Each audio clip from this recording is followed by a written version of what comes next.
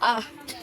Hi guys! So, bibili kami dito sa milk teahan. Ayan. Saan ko na ba na? Dito. O, ayan na tanggal.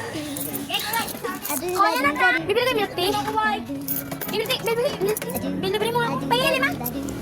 Boy. Kaya ka na. Kakadamot. Kuya kadamot. May tagli naman kayo.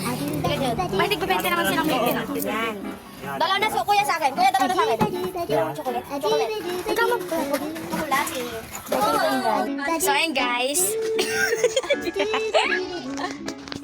Sabi niya kayo dito guys. Ito yung tindera namin. Maganda sa gilid. Ito yung original owner, yan.